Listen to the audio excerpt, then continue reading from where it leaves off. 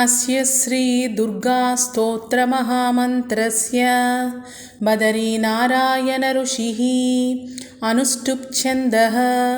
श्रीदुर्गाख्या योगदेवी देवता मम सर्वाभीष्टसिद्ध्यर्थे जपे विनियोगः।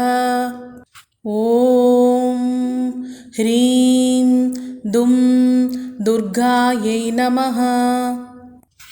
अर्जुन उवाच नमस्ते सिद्धसेनानि आर्ये मन्दरवासिनि कुमारि कालिकापालि कपिले कृष्णपिङ्गळे भद्रकाळि नमस्तुभ्यं महाकाळि नमोऽस्तु ते चण्डि चण्डे नमस्तुभ्यं तारिणी वरवर्णिनि कात्यायनि महाभागे कराळि विजये जये सिकिपिञ्चध्वजधरे नानाभरणभूषिते अट्टशूलप्रहरणे खड्गकेटकधारिणि गोपेन्द्रस्यानुजे ज्येष्ठे नन्दगोपकुलोद्भवे महिषासुरप्रिये नित्यं कौशिकीपीतवासिनि अट्टहासे कोकमुखे नमस्तेस्तुरणप्रिये उमे शाकम्भरीश्वेते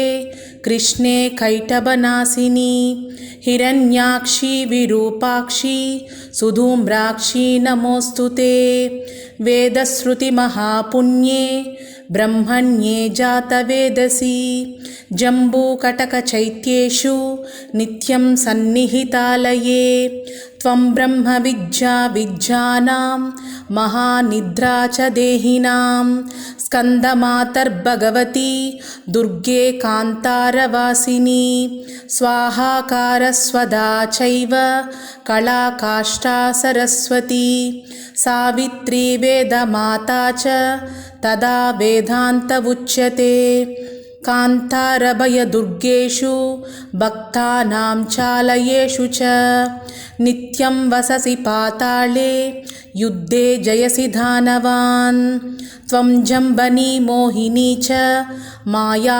श्रीस्तदैव च सन्ध्या प्रभावती चैव सावित्री जननी तदा तुष्टिः पुष्टिर्धृतिर्दीप्तिर्चन्द्रादित्यविवर्धिनी भूतिर्भूतिमतां संख्ये वीक्षसे सिद्धचारणैः स्तुतासि त्वं महादेवी विशुद्धेनान्तरात्मना जयो भवतु मे नित्यं त्वत्प्रसादादृणाजिरे।